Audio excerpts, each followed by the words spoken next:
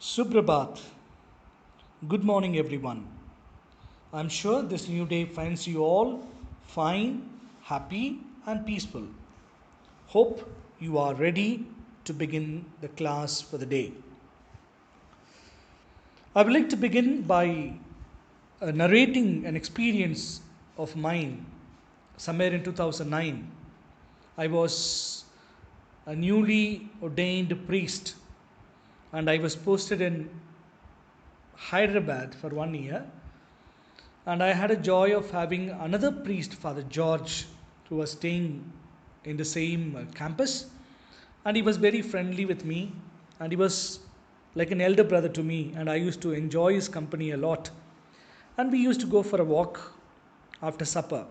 After dinner, we used to take a walk in the city around our residence. And our residence was situated close to Osmania University. And therefore, we used to go for a long walk and on the way back take a cup of coffee and come back. So in this routine of going out every day, we have seen number of people, and the place where we lived in Hyderabad is Ramnagar, which is a crowded place, as crowded as Guwahati. And when we walk, we see number of people. And one day as we were walking, Father George just stopped for a while near a sweet stop, and he pinpointed a lady whom we have seen number of times, a mad lady who was mentally retarded, who was just sitting there and was looking for someone to offer her some food or sweets. So we have seen a number of times, and that particular day Father George asked me, Tony, shall we buy some sweets for that lady? I said, Father, sure, we shall buy. So I waited, and Father went and bought some sweets. It was packed, and then we just gave it to her as a sign of our love. She received it with such a lot of joy. She opened it, and the way she consumed those sweets made us very, very happy. Then after a while we finished our walk and came back, but this particular thought kept pricking me. I have seen this lady so many times, but Father George was so sensitive that he wanted to do something, an act of kindness to that lady, just to make her happy that particular day, if not every day. I was reminded that this act of kindness that we do fetches more happiness to us rather than to the beneficiary. And therefore, the thought that I would like to place before you today is practice little acts of kindness. Practice kindness all day to everybody, and you will realize you are already in heaven here on earth. I repeat, practice little acts of kindness all day to everybody, whomsoever you meet, and you will realize that you are already in heaven here on earth. So be kind to everyone you meet today. It's time to test your understanding of the previous day classes, and therefore kindly take your copies and be ready for the class test. I shall read the questions once, and maybe you can spend about 5 to 7 minutes to answer these questions, and after which please move on with the rest of the video for the lesson. Question number 1. Name the senator who was taken up by the works of Mother Teresa. Number 2. What made the postmaster to pool the money from his employees and seal the same in an envelope? Number 3. Is metaphor a figurative language? Number 4. Define metaphor and give 1 or 2 examples from the lesson. Kindly take a time, only about 5 to 7 minutes, complete the class test, after which please play the video for the new poetry that we are going to see today.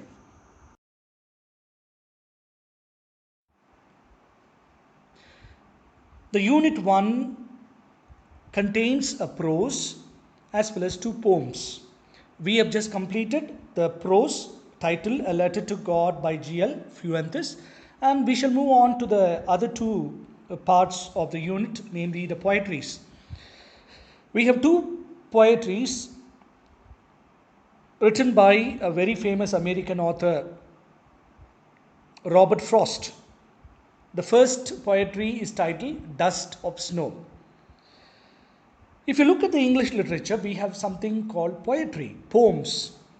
They are the most beautiful part of English literature because they are used as an instrument by the author, by the writer, to bring about their feelings.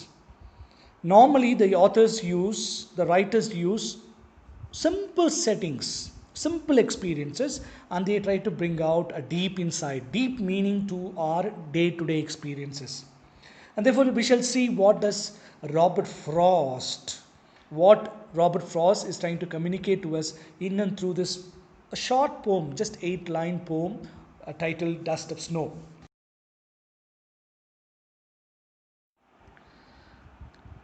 Dust of Snow, written by Robert Frost. Kindly look at the photographs which are placed in front of you. You find the photographs of Robert Frost at different phases of his life. As a young man, maybe in his teenage, then as a middle-aged man, then as a person in his ripened age. He looks rather handsome, very appealing personality. Probably that is why he was able to interpret simple things and then give us a very deep insight to the things that we experience in the ordinary experiences of life.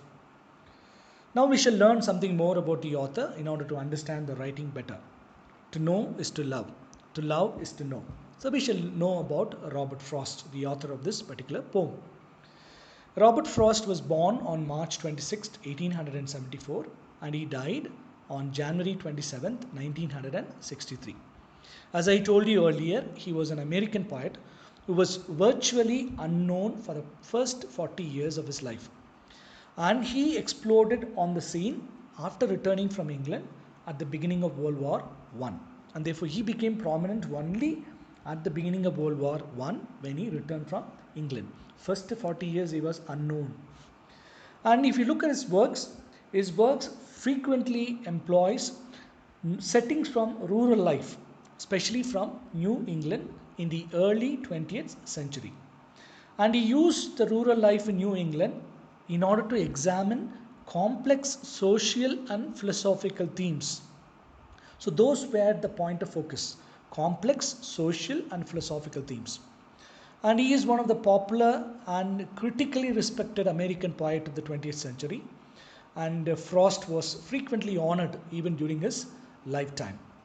And he received 4 Pulitzer Prizes for poetry and admiration of the American president, then President John F. Kennedy. And he became one of the America's rare public literary figures, almost an artistic institute and an unofficial poet laureate of the United States of America. And all through his poem, you will find the rural life is a consistent theme in Robert Frost's poetry, and as a simplistic language is very, very pleasing and soothing to the ear. And he felt strongly that poetry was best appreciated when it was read aloud. And therefore, even when you need to understand the poem, you need to read it aloud. Only then we'll be able to appreciate and understand the meaning of the poem. And this poem, Dust of Snow, was published in 1923 in a poetry collection called New Hampshire. And the poem was originally titled as Favor in 1920. Later it was renamed as Snow Dust in 1921. And finally it was titled as Dust of Snow, what we have now, in 1923. And it was set to music by a very famous musician, Elliot Carter, in one of his most famous music composition. This is in just about Robert Frost. After having learned something about the poet Robert Frost, we shall now have the model reading as per the procedure. And I told you the purpose once again. It is done by the teacher and you are expected to listen to the reading with the utmost attention. A poem is better understood when it is read aloud. Then the meaning enters our mind in a much better way. So I shall do the reading once, and please listen. I will do the reading once, if needed twice, and after which you are supposed to do the personal reading. Dust of Snow, written by Robert Frost. The way a crow shook down on me the dust of snow from a hemlock tree has given my heart a change of mood and saved some part of a day I had rued. I read once again. The way a crow shook down on me the dust of snow from a hemlock tree has given my heart a change of mood and saved some part of a day I had rued. By Robert Frost. It's time for you to replay this part of the video, listen once or twice, and then you can attempt to read it personally. It's time for your personal reading, and therefore please pause the video and then you try to read it aloud. Even when you're at home, if you find others are making noise, please tell them to be silent, and then feel free to read the poem aloud. And when you read, please try to underline words whose meaning you find difficult to understand. Unfamiliar words, please underline. Read them at least twice. Having listened as well as read the poem personally, it's time for explanation of the meaning of this short poem, which is just 8 lines, 2 paragraphs. If you look at the poem, the title itself suggests that it's a middle of a winter season. And winters were long and hard in northern countries, and it is often associated with gloom. And in this poem, the speaker is standing beneath the hemlock tree. And this poisonous hemlock is actually a herb and not a proper tree. It is only a herb and not a proper tree. The tree hemlock is a common, non-poisonous, carnivorous tree which is shown in the poem. As often it happens with Robert Frost's poem, people arrive at some really awkward and incorrect conclusions. Meaning to say, when they read his poem, people will come up with awkward and incorrect conclusions. The symbols that he uses, people normally come out with such kind of incorrect conclusions. And in this poem's case, it is normally assumed that the speaker in the poem went to the hemlock tree to commit suicide. But that is very incorrect. So it was just a random tree in the speaker's way, and he happened to stop under it for a moment. So when you think of hemlock, we always think it's a poison. And people think probably the speaker went to commit suicide. It was not the case. The speaker found this tree on his way, and he happened to stop under it for a moment. Now we shall move on to the proper poem. What is this particular line, the first line? The way a crow means. A crow is common, unattractive, and black. And its a choice as an agent of change is surprising. But here it is. It means crow, although it is unattractive and black, it was used by the author as an agent of change in the life of the speaker. And therefore, this is a surprising fact. We shall take the second line. The way a crow shook down on me. The focus is shook down on me. What does this particular line mean? The crow didn't, of course, shake it with the intention to help anyone. It was going about its usual ways.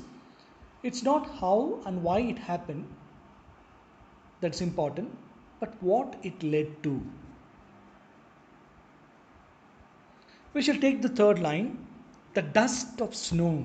What does this mean? There are thick layers of snow on the tree, and the crow's landing unsettles it. And because of it, some particles fall down on the speaker from the hemlock's tree. As already explained, the hemlock tree is not poisonous, but it may be a symbol of something perceived as dangerous, even if wrongly have given my heart a change of mood. The way it happens reaches straight to the speaker's heart. He was lost deep in thought, probably with some worry or regret, and paralyzed by his own thoughts. And suddenly, a fresh, cold touch of snow on his head, on his face, his neck, and maybe his palms suddenly wakes him up to the present moment. The white, serene surroundings, full of nature's beauty and majesty, and it gives him the change that he desperately needed. All he needed was a little break from his mental paralysis, and he gets that. And therefore, thanks to this random act of unintended kindness by a crow. We shall take the last two lines, and it goes this way: unsaved some part of a day I had rued. We shall just take seventh line, unsaved some part. What does this mean? This was not a life changing miracle, but still a very much needed break, a welcome relief that gave him enough strength. The last line, of a day I had rued. What's the meaning of rued? Something that you hold in regret. So the meaning is held in regret. So what does this mean? Of a day I had rued. It means he was just having a bad day. Nothing uncommon. All of us have bad days. A bad day doesn't mean a bad life. So we should be careful not to blow things out of proportion. If it was his whole life he had rued, then the falling dust of snow wouldn't have been able to bring him out. He would have dismissed it instantly.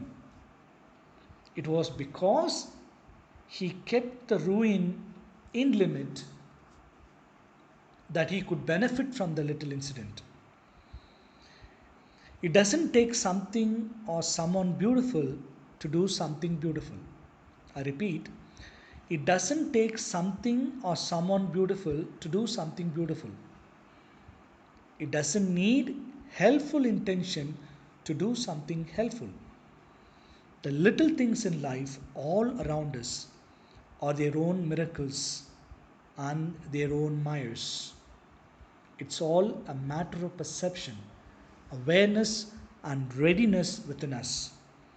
Do not get stuck in a single hope or memory. Accept the dynamic nature of life and keep moving on. So, this is the meaning of the last lines. So, we have completed the explanation part of the poem, and therefore now it's time to evaluate our understanding. So, take your copies and try to answer these questions, and that will be an indicator whether you have understood the explanation given by the teacher in today's class. Question number 1: name an event in the world history when Robert Frost came to limelight. Number 2: what was the original name of the poem? Number 3: mention the significance of hemlock tree in the context of the poem. Number 4: a bad day doesn't mean a bad life. Explain the meaning of the words in the context of your own experiences in life. You can take maybe a few minutes, maybe 5 minutes to answer these questions. And after you finish, you can move on with the next slide. It's time for some home task. You can spend the afternoon or the evening to complete this. The two questions for the home task are: number one, write a note on the author of the poem. Don't stick on to only the information that I have shared in the class. You can also go to the Google, search for more information, and you can prepare a condensed note on the author of the poem, which could be submitted tomorrow. And number two, do you find any parallels between your life and that of the speaker in the poem? Okay, so try to understand the meaning of the poem and try to see, is there any parallel? Okay, is there any incident or experience in your life and that of the speaker which is similar? And that could be written, and that has to be submitted tomorrow. So it's time to rewind in our mind what we have listened from the starting of the lesson till now. In particular, the explanation of the poem proper. And therefore, I'm not going to explain, and I'm just going to leave you with visual images, with a descriptive image which gives you the text of the explanation, and it will be played with a background of music. You can go through it at your own pace, try to read it, understand it, and try to take in the meaning. So therefore, spend this time to rewind what we have learned, especially the explanation of the text of the poem titled Dust of Snow, written by Robert Frost.